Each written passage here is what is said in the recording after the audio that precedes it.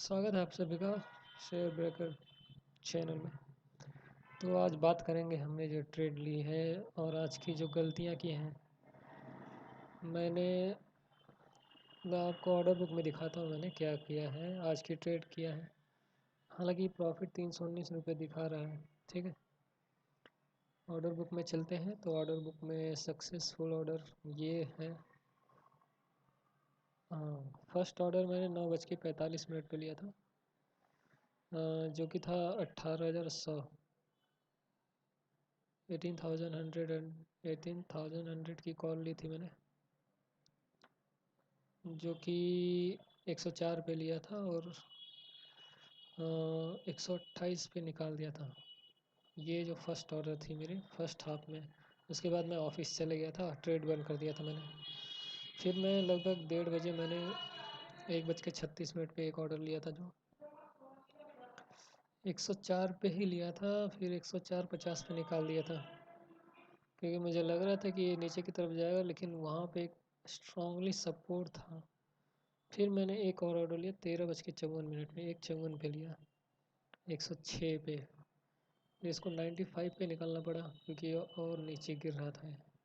फिर मैंने उसको बचाने के चक्कर में फिर मेरा लॉस हुआ। फिर दिन ये हुआ। फिर आखिरी में एक ब्रेकआउट मिला मुझे, ये वाला 14:45 2:45 पर मुझे एक ब्रेकआउट मिला।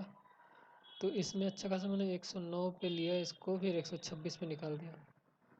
तो जाके कहीं मेरा जो लॉस था इस दोनों ट्रेड में, ये ट्रेड में था लॉस 86 में लिया, 77 में निकाला 100 क्वांटिटी।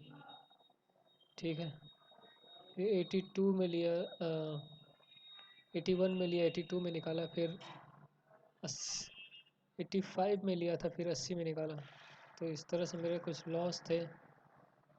इन लॉस को मैं कवर करते हुए आखिरकार थोड़ा मैंने प्रॉफिट में तो आया।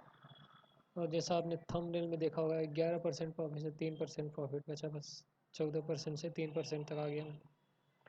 तो इस तरह से मैं अपने आप को आज बचा पाया हूँ। तो ये ओवर ट्रेडिंग का ही नुकसान होता है। फर्स्ट ट्रेड में मुझे 1200 लगभग रुपए प्रॉफिट हो चुके थे, लेकिन मैंने क्या किया, मैंने दोपहर को देखा मार्केट को, फिर मुझे लगा कि चलो एक और ट्रेड लेते हैं। उस ट्रेड को नुकसान हो गया, फिर मैंने उसको रिकवर करने के लिए फिर ट्रेड लिया। हालांकि मैं तो रिकवर कर पाया, मुझे क्लियरली वॉच कर रहा था, लेकिन ये जो नए ट्रेडर्स हैं उनके लिए बड़ा मुश्किल होता है ये। तो मैं समझा देता हूँ, चलो यहाँ पे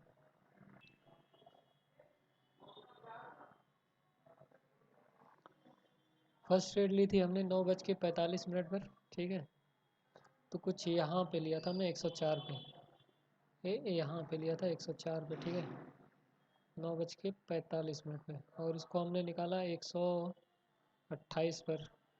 और उसकी टाइमिंग जो है 10:14, 10:14 कुछ यहाँ पर आती है, 10:11, 15, 10:15 की कैंडल है यहाँ पे। मैंने इस कैंडल को निकाला था 10:10, 14, 128 पे। ठीक है, ये ट्रेड काफ़ी अच्छा रहा। उसके मैं ऑफिस चले गया था, और उस दौरान भी निफ्टी ने क्या मूवमेंट करी थी, 10:09:45 पे, 9:45 पे निफ्टी ने 18,124 पे था, और 10:10 पे 124 से 155 56 पे पहुंच गया था। ठीक है, मैंने वहाँ पर निकाल दिया इसको। मैंने ये इसलिए लिया था क्योंकि 9:45, हालांकि यहाँ पे मुझे लेना चाहिए था 9:40 की इस कैंडल पे लेना चाहिए था, क्योंकि वीवैप के ऊपर ये क्लोजिंग दे चुका था। चलेगा, कोई बात नहीं। फिर मैंने तीसरा ट्रेड लिया था 104 पे, फिर 104.50 पे निकाला, जो ऑर्डर बुक में आपको दिखा चुका हूँ। फिर इस तरह से करते करते फिर मैं आखिरी में आया था, तो इस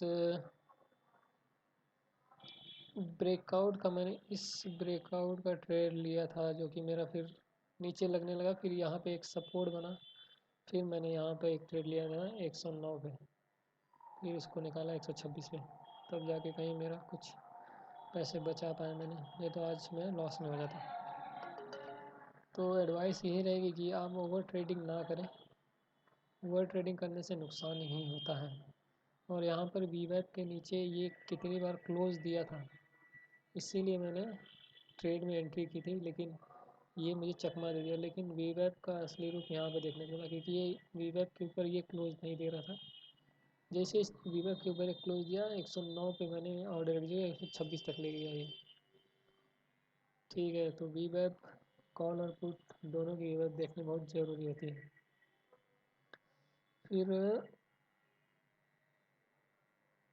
वीवैप के साथ साथ हमें इस जो आखिरी का सपोर्ट होता है और एक जो ब्रेकआउट होता है, आखिरी का ब्रेकआउट और आखिरी का सपोर्ट, ये भी ड्रॉ करना बहुत इम्पॉर्टेंट होता है इस वीवैप के साथ में। कॉलर पुट की वीवैप के साथ में ये सपोर्ट और रेजिस्टेंस, इसको आप लाइन में कन्वर्ट करके ड्रॉ कर सकते हैं। इसको जब लाइन में कन्वर्ट करेंगे तो आप एक क्लियर एक इंडिकेशन दिख जाएगा, तो आप आराम से ड्रॉ कर सकते हैं इसको। हालांकि मैं यहाँ पे भी ड्रॉ कर सकता था, एक यहाँ पे, ठीक है ना,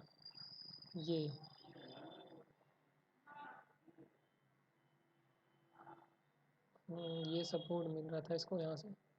अब इसको मैं यहाँ से यहाँ तक एक्सटेंड कर दूँ, ठीक है ना। तो यहाँ पर एक सपोर्ट इसको मिला, फिर वहाँ से वो आगे गई। अगर मैं इसको लाइन में कन्वर्ट करता हूँ, ठीक है, तो यहाँ से भी एक सपोर्ट हमको मिल सकता है जो मैं ड्रॉ करूँगा। तो जैसा कि आप देख पाएंगे, एक ट्रेंड लाइन में ड्रॉ करता हूँ यहाँ से। देख रहे हैं ये दोनों कैंडल, अगर आप देख पा रहे होंगे तो इसका जो बिहेवियर है वो एग्जैक्टली सेम वैसे ही दिख रहा है।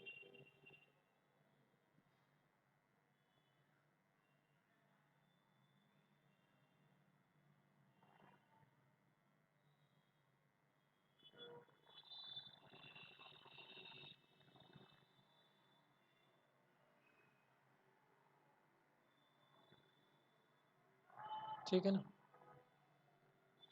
अब इस चार्ट को देखेंगे अगर, और इस चार्ट को देखेंगे, सब बिहेवियर सेम है ना। ये हो गया फ्यूचर का चार्ट है, इसको भी लाइन में कन्वर्ट कर लो एक बार।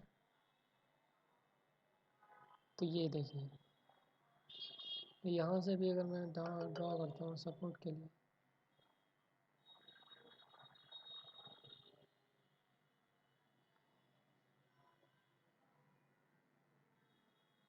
ठीक है ना।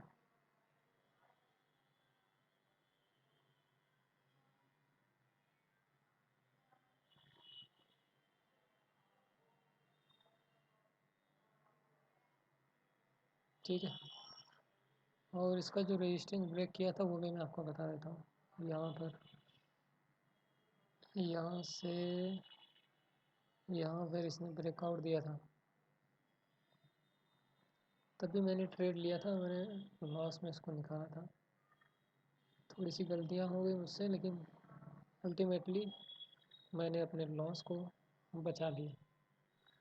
तो नए ट्रेडर्स, ये इतना आसान नहीं होता है ऑप्शन में ट्रेडिंग करना, जितना आप समझते हो ना आप, इतना आसान नहीं है। आपकी साइकोलॉजी हिला के रख देता है ऑप्शन ट्रेडिंग। जब आपके पास पैसे ना हो, आपको कम पैसे में ट्रेड करना और उस पैसे को बचाना भी है आपको, तो आपकी साइकोलॉजी, हालांकि बड़े पैसे अगर होते हैं तो कुछ कर्ज किया जा सकता है, तो मतलब लॉस को कवर कर सकते थे, दूसरी ट्रेड ले सकते थे। लेकिन कम पैसे में आपके पास पैसे नहीं, आप ट्रेड क्या लोगे फिर? समझ रहे हैं आप? क्या ट्रेड लोगे आप जब आपके पास पैसे ही नहीं, तो आप दूसरी ट्रेड कहाँ से लोगे? तो कम पैसे में आपके पास बहुत सी चुनौतियाँ होती हैं ट्रेड करने में, ठीक है।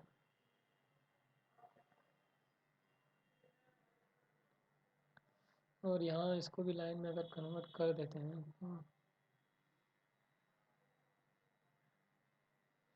थोड़ा सा इसको ऊपर कर दें,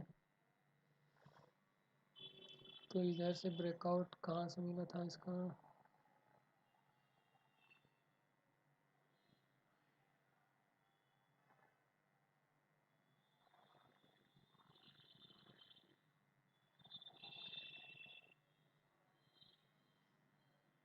ठीक है, ये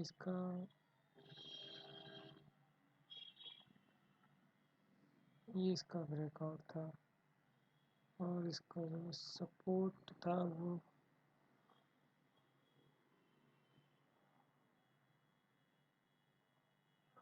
हालांकि जो लास्ट के सपोर्ट होते हैं वहाँ से नहीं आए, तो इसको तो ऐसे कर लेता हूँ। ठीक है,